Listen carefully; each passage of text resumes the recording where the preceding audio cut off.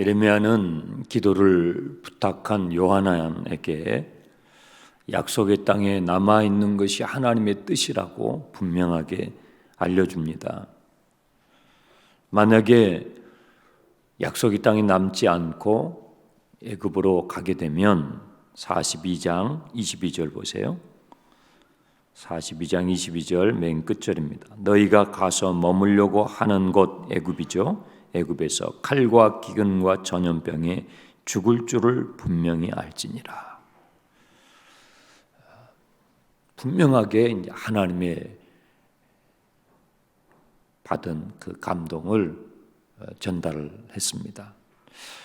자, 기도를 부탁을 했잖아요. 열흘 동안 에레미야가 기도하고 하나님 주시는 그 감동을 가감이 없이 남김없이 다 전달을 했습니다.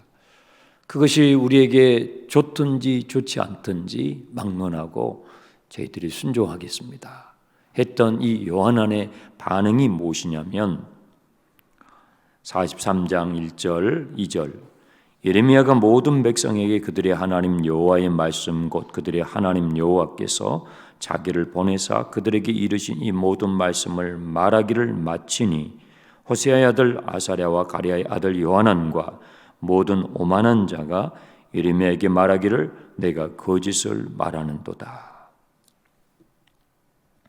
태도가 180도 바뀌죠. 당신이 지금 거짓말을 하고 있다는 거예요. 정면으로 하나님의 말씀에 반박을 하는 거예요. 내가 듣고 싶은 대답이 아니에요. 내가 기다렸던 대답이 아니에요. 내가 기다리지 않았던 대답, 내가 원하지 않았던 대답을 듣게 되는 거예요. 하나님의 말씀을 듣게 되는 거예요. 그럴 때에 내 신앙의 수준이 이제 거기서 드러나는 거예요. 겉으로 봐가지고는 몰라요. 평상시에는 몰라요. 내가 원하지 않았던, 기대하지 않았던 하나님의 말씀이 나에게 딱 주어질 때, 그때 요한안의 진짜 모습이 드러나는 것이죠. 180도 바뀌는 거예요. 당신이 지금 거짓말을 하고 있다는 거예요. 창세기 3장에서 뱀이 하와와 아담을 유혹하잖아요. 그런데 이 뱀이 유혹을 할 때 보면 꼭 이 요한안을 닮았어요. 그러니까 요한안이 뱀을 닮은 거죠. 우리가 뱀을 닮은 거예요.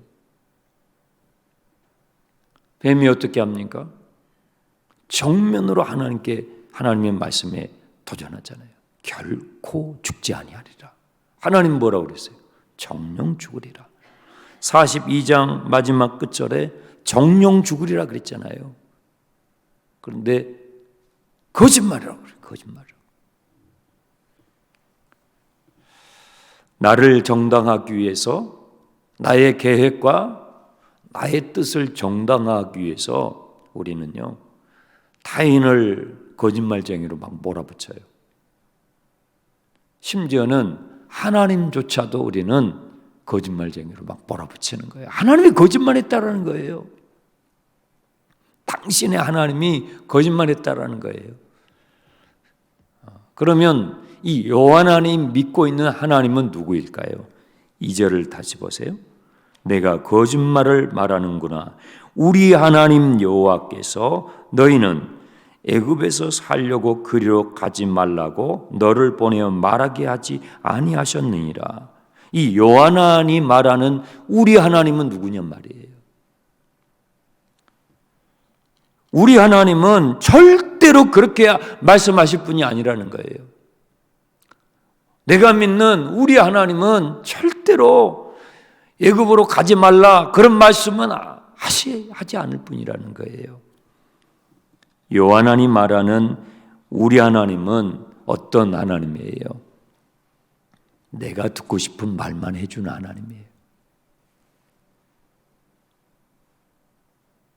내가 원하는 것만 말해주는 하나님이에요. 내가 믿는 하나님은 절대 애굽 같은 곳으로 가서는 안 된다라는 말을 할 뿐이 아니라는 거예요. 당신 지금 거짓말 한다는 거예요. 여러분, 이렇게 신앙생활 할 수 있어요? 여러분이 제가 이렇게 신앙생활 하고 있어요. 그러면서도 겉으로는 막 신앙 좋은 것 같잖아요. 무슨 말씀을 하시든지 내게 좋든지 안 좋든지 제가 순종하겠습니다. 말씀해 주십시오. 기도해 주십시오. 부탁합니다. 얼마나 거기까지만 보면 신앙이 기가 막히게 좋은 것 같잖아요. 내가 듣고 싶은 말을 해주어야 내가 믿는 하나님. 내가 듣고 싶지 않는 말을 하면 더 이상 내가 원하지 않아요. 그게 AI죠, AI. 나중에 AI를 하나 사가지고 하나님 붙여가지고 내가 듣고 싶은 말만 하게 해요. 요한 안에 하나님은 성경이 증언하는 하나님이 아니에요. 자기가 만들어내는 신이었을 뿐이죠. 내가 만들어내가지고 그냥 그렇게 부른 것뿐이에요. 4절부터 7절에 이 요한안이 하나님의 목소리에 순종하지 않았다는 표현이 두 번이 나와요. 하나님의 말씀에 순종하지 않고 기어이 애굽으로 가요. 우리는요, 기어이 그 짓을 하고 말아요. 가지 말라고 해도 가요. 우리는 그냥 말로는 안 돼요. 인간의 구조가 그래요. 우리는 자유의지가 있잖아요. 그래서 하나님께서는 우리가 하는 그 선택에 대해서 그걸 허용하셔요. 우리는 그렇게 해가지고 하나씩 배워가지 무슨 말을 해가지고 거기서 즉각 돌이키는 사람이 10명 중에 1명 있을까요? 우리는 내가 생각했던 그 계획을 거기까지 가봐요. 그리고 거기서 아이고 이제 하나님 말씀이 맞았네.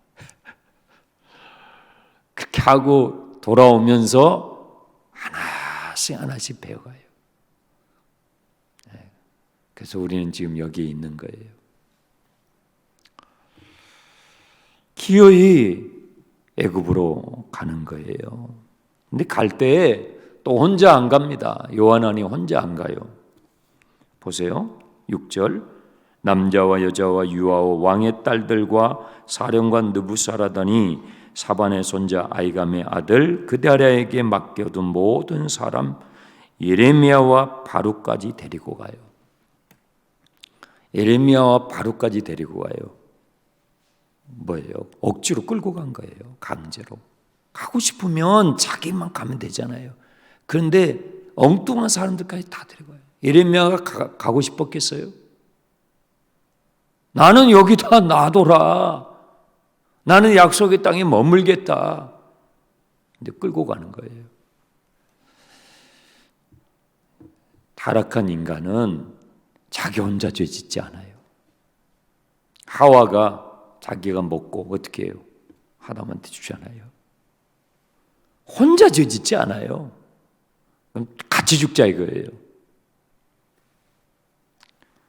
정말 인간은 악해요. 악합니다. 겉으로 보기에는 이 요한안이 그 앞에 있었던 이스마엘보다도 훨씬 신사적으로 보여요.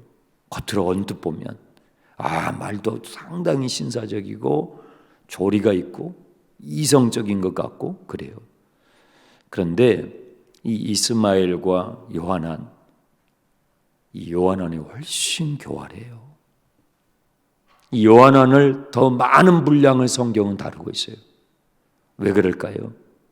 우리에게는 이스마엘과 같은 모습보다도 요한안과 같은 모습이 더 많다는 거예요. 저에게, 여러분에게.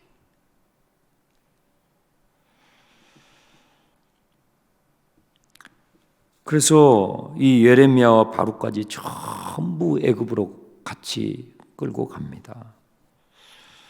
8절부터 마지막 9절에는 하나님께서 애굽에 끌려온 요한안과 끌고 온 많은 사람들에게 하나님께서 주시는 말씀인데요. 8절 9절 다바네스에서 여호와의 말씀이 에레미야에게 임하여 이르시되 너는 유다 사람들의 눈앞에서 내 손으로 큰 돌 여러 개를 가져다가 다바네스에 있는 바로의 궁전 대문에 벽돌로 쌓은 축대에다가 진흙으로 감춰라. 왜 이렇게 해요? 더 이상 말을 할 필요가 없어요. 아니 이제 애굽까지 왔잖아요. 나라가 망했어요. 가족들이 다 뿔뿔이 흩어졌어요. 성전이 불이 탔어요. 가지 말라고 했는데 애굽까지 왔어요. 이제 더 이상 예레미야서가 길잖아요. 더 이상 말을 해봤자 필요가 없어요. 그러니까 하나님께서 예레미야에게 그러시는 거예요. 저 돌멩이, 큰 돌멩이 몇 개 주어가지고 이 다바네스가 우리나라로 보면 출입국 사무소와 같은 곳이에요. 여러분이 외국에 가시면 공항에서 그 나라의 출입국 사무실에서 심사를 받잖아요. 입국 심사. 이 입국 심사를 받는 곳이 다바네스예요. 그래서 유대인들이 이제 다 이렇게 줄 서 있을 거 아닙니까? 거기에서 하나님께서 예레미야에게 말씀하시는 거예요. 저 큰 돌 몇 개를 주워다가 이 다바네스의 축대에다가 쌓아라 이거예요.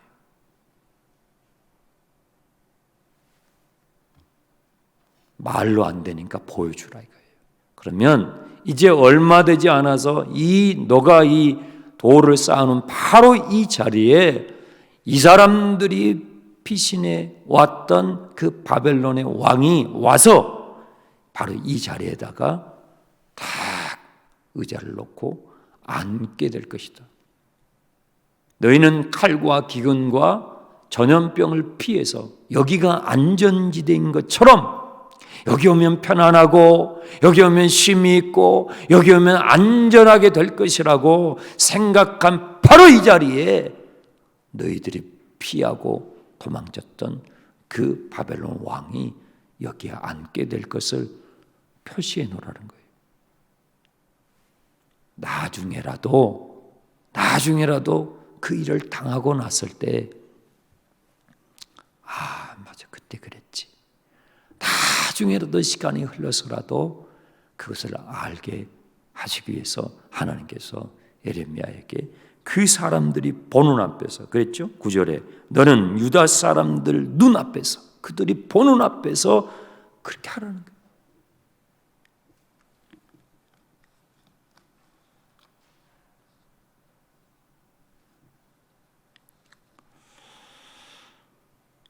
이 요한안의 신앙은 어떤 신앙입니까?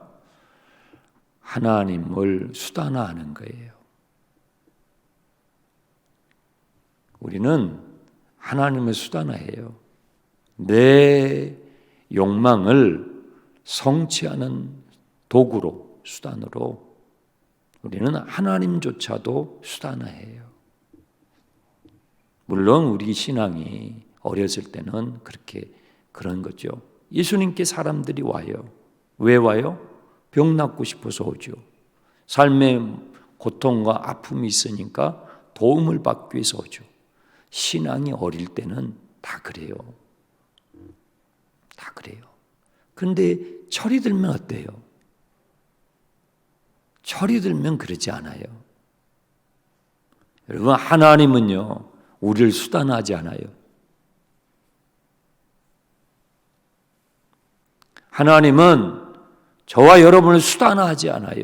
사랑은요, 사랑하는 대상을 수단화하지 않는 거예요.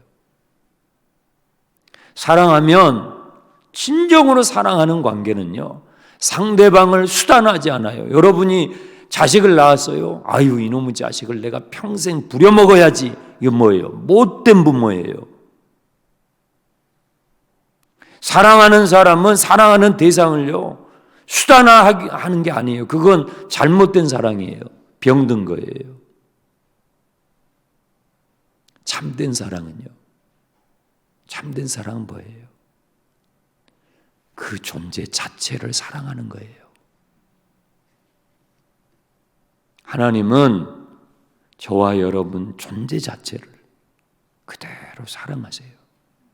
그것이 아까 여러분이 찬양했던 대속해 주시는 사랑, 십자가예요. 저는 그래서 예수님을 믿습니다. 여러분, 이 세상을 살아갈 때에 여러분들이 직장을 가든지 어느 곳에 가든지 누구를 만나든지 다 수단이에요. 나를 착취의 대상으로 본단 말이에요. 나를 약탈의 대상으로 봐요. 나를 경쟁의 대상으로 봐요. 그러니까 우리는 인생 살기가 힘든 거예요. 학교에 가도 회사에 가도 우리는 경쟁해야 되고 경쟁의 대상이에요. 착취의 대상이에요. 저 사람 눌러야 내가 올라가잖아요. 그런데 하나님은 우리를 그렇게 하지 않으세요. 이 세상은 그렇지만 하나님은 우리를 수단으로 삼지 않으시고 우리 자신 한 사람 한 사람 우리 존재를 사랑하십니다. 그 증거가 뭐예요? 하나님이 세상을 이처럼 사랑하사 독생자를 주시기까지 자신을 내어주시는 사랑이죠. 그래서 신앙생활은요, 하나님의 사랑을 배워가는 거예요. 하나님의 그 완전한 사랑을 닮아가는 거예요. 그래서 그 하나님의 사랑을 배우고 닮아서 내 가족에게 그 사랑을 주는 거예요. 내 이웃에게 그 사랑을 표현하는 거예요. 이것이 신앙생활의 전부예요. 근데 우리는요, 철이 안 들면 어때요? 나한테 안 맞으면 뛰쳐나가요. 예급으로 간다 이 말이에요. 요한 아니에요. 목회하면서 그런 분들 너무 많이 봐요. 나한테 안 맞으면 하나님의 말씀은 그게 아니잖아요. 그냥 예급으로 가요. 혼자만 가나요? 끌고 가요 또.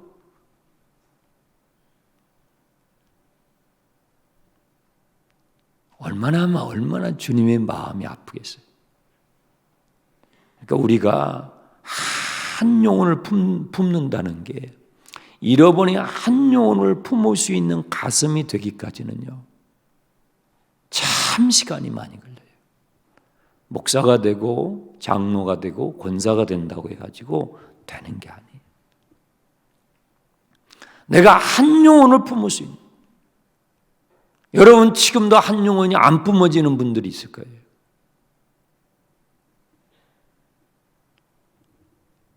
어려서 그래요. 철이 안 들어서 그래요. 어릴 때는요, 자기만 알아요.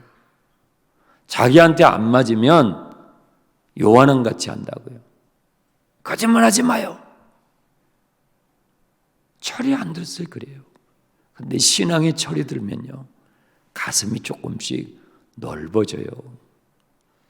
하나님의 그 사랑을 알아가니까, 아, 하나님의 사랑이 이런 거구나. 그래서 하나님을 믿어야 되는 것이구나. 아, 하나님을 믿는 것이 진짜 인간이 인간다워지는 것이구나. 그러면서 마음이 조금씩 넓어져요. 그래서 누군가 한 사람을 품어줄 수 있는 거예요. 신앙의 철이 들기 전까지는 우리는 다 요한왕 같이 살아요. 끌고 가는 거예요. 왜 끌고 가요? 약탈의 대상으로 보는 거예요. 착취의 대상으로 보는 거예요. 내 가족도 그래요. 자식도 부인도 남편도 착취의 대상으로, 부려먹는 대상으로 하는 거예요. 그 가정이 어떻게 돼요? 풍지박산 나는 거예요. 그건 신앙이 아니에요. 그건 모래 위에 짓는 집이라고 예수님이 그랬죠. 여러분, 평상시에 모래 위에 짓는 집과 반석 위에 짓는 집은 평상시에는 몰라요. 그런데 언제 알아요? 비가 오고 바람이 불고 창수가 나서 그것이 집을 때리게 되면 비로소 내가 지어가고 있는 신앙이 모래 위에 지어지는 것인지 아니면 반석 위에 지어지는 것인지 알게 된다고요. 알게 돼요. 요한화는 뭐예요? 모래성이에요. 그 무너짐이 심하니라 다 무너지는 거예요. 괜찮게 보였을 뿐이죠. 다 무너지는 거예요. 한 영혼도 품을 마음이 없는 거예요.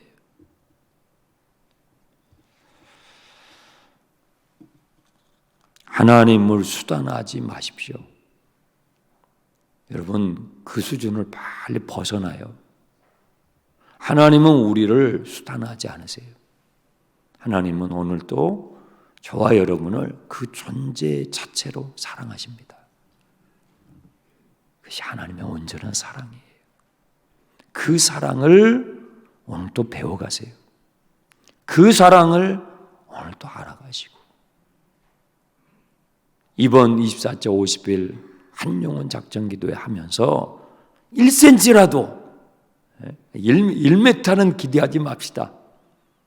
1cm라도 철들어야 돼. 철들어야 돼. 그래서 주님 어떻게 하든지 2명도 아니고 3명도 아니고 한 영혼이라도 내가 품을 수 있는 가슴, 한 영혼이라도 품어줄 수 있는. 여러분, 이 세상이 얼마나 삭막합니까? 여기서도 투쟁, 저기서도 투쟁.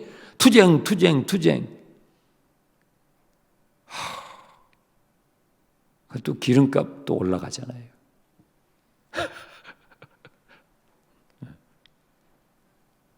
얼마나 세상이 각박해지고 살벌해져요. 하나님이 우리를 이 세상에 살게 하신 것은 그렇게 살라고 한 게 아니에요. 서로 도와주고 서로 나누어주고 서로 존중해주고, 여러분, 그게 하나님의 나라입니다. 그게 천국이에요. 여러분의 가정을 천국으로 만들어 가십시오. 여러분이 우리는 대통령도 아니고 국회의원도 아니고 대법원장도 아니니까 거기까지는 우리가 할 수가 없어요. 여러분의 가정을 낙원으로 천국으로 만들어 가세요. 기도카드 꺼내십시오.